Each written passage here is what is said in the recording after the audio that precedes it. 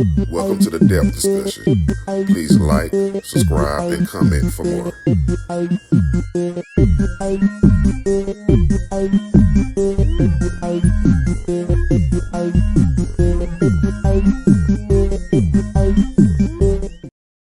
Right, so today we're diving deep into something that I think hits pretty close to home for a lot of folks. Yeah, for sure. Debt. Oh, yeah. Definitely it's close to home. It's, a lot of people struggle with it, and we've got a whole collection of personal stories and strategies to help us kind of unpack this whole thing about conquering those financial burdens that so many people face. And I think what's really exciting about this deep dive is the fact that we're going to hear from real people who've been through it. Yeah. And I think there's a lot of potential for these real life experiences For sure. to spark some, aha moments Totally. for our listeners and maybe offer some practical takeaways. Yeah. I think you're right. There's something really powerful about hearing how other people have actually navigated that often like really emotional journey of like debt repayment. Yeah. It's tough. Yeah. And it reminds us that like we're not alone in like facing these challenges. Yeah. And more importantly, it shows us that there are paths to actually getting to financial freedom. Right. So I'm really eager to kind of jump into these stories. Okay. What kinds of like unexpected hurdles or turning points did people encounter along the way? Like when you were going through all this material, what were some of the things that stood out to you?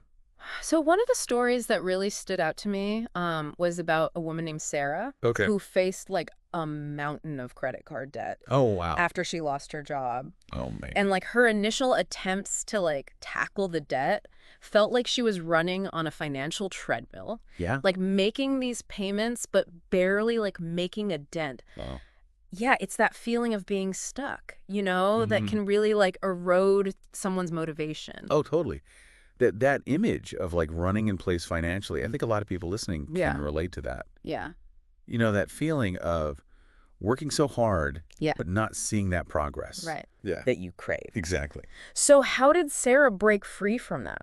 So for Sarah, her turning point was like twofold. Okay. So first she joined a support group, Okay. realizing that like she wasn't alone in these struggles, right? Like having that sense of community can be incredibly empowering. Right. And then second, she started really meticulously tracking her spending, like down to the penny, so that she could really get like a clear picture of where her money was actually going. It's the classic like budgeting revelation. Yes. It's amazing how just like seeing your spending habits laid bare can be such a motivator. Totally. Was that enough to kind of get her back on track? It was a crucial first step. Go. Sarah was then able to make like targeted cuts to her spending. Okay. She even picked up a side hustle to like boost her income. Okay. But like what's really key here is that she didn't just focus on earning more money. Yeah.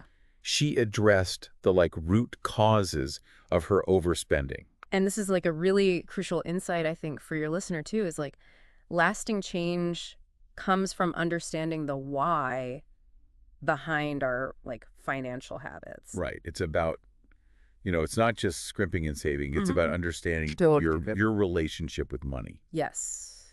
That's a powerful takeaway. What other debt conquering strategies did we find in these stories? So we encountered a guy named Mark who was burdened by student loan debt. And his story, I think, highlights the importance of not just accepting the status quo. Right. So he felt really trapped by these high interest rates. Yeah. But then he discovered the option of refinancing. That's such a good point, that sometimes we need to like explore different options and advocate for ourselves financially. Yeah. Because it is possible to change things if we put in the work and the effort. Absolutely. So by refinancing, Mark was able to get a lower interest rate, which made his monthly payments way more manageable, and it accelerated his payoff journey. Wow. So his story really emphasizes the power of financial literacy. Yeah. Like knowing what tools and resources are available can truly make a difference. It makes you wonder how many people are out there struggling with debt, unaware of potential solutions. Absolutely. Like refinancing. So we've got Sarah who tackled her credit card debt through budgeting and a side hustle, and Mark who conquered his student loans through refinancing. Any other inspiring journeys we should explore? Yeah, absolutely. We learned about Maria and David, a couple who had accumulated like consumer debt and also medical bills. Their approach was really built on teamwork and shared sacrifice. They decided to use the debt snowball method, focusing on paying off their smallest debts first. Yeah. The debt snowball method, for our listener, is a popular strategy where you prioritize paying off the smallest debts first, regardless of the interest rate.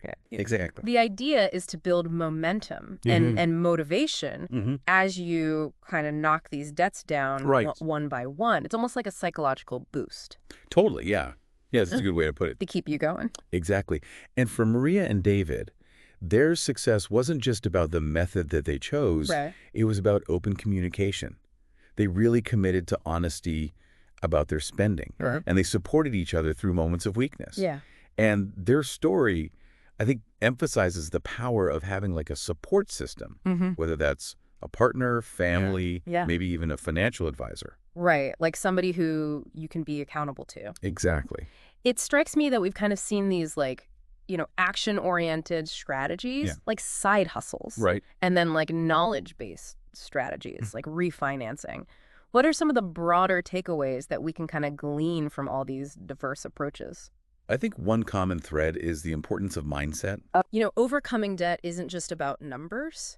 It's about believing in your ability to actually achieve financial freedom and being willing to put in the effort. It's about shifting from a feeling of scarcity to a mindset of possibility. It's almost like you have to believe it before you can see it. Exactly. Yeah. So much of personal finance is tied to our psychology. Absolutely. And our beliefs. It's not just about crunching numbers. It's about understanding our motivations and habits. Totally. What other overarching themes emerge? I think discipline is crucial. You know, it's about making like really conscious choices about where your money's going and resisting impulsive spending.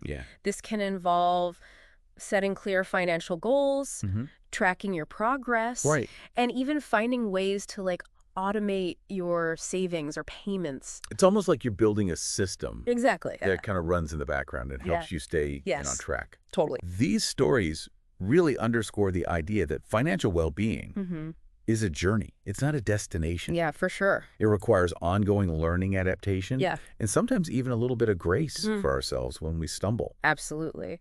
And while these personal stories definitely offer a ton of inspiration and like practical tips, it's important to remember that what works for one person may not work for another. Yeah, totally. The key is to like find what resonates with you, your values, and your specific financial situation. As we wrap up this deep dive, I'm left wondering, if you were to take one small step towards financial well-being today, what would it be? Would it be creating a budget, calling your bank about interest rates, or even just having an honest conversation with someone you trust about your financial goals? You know, just remember that even seemingly small steps can create a ripple effect over time. So don't be discouraged by the size of the challenge ahead. With the right strategies and support, you can absolutely conquer your debt and create a brighter financial future. Absolutely. Yeah. Well said. Thank you. And that's our deep dive for today. Thanks for having me. We'll see you next time. All right.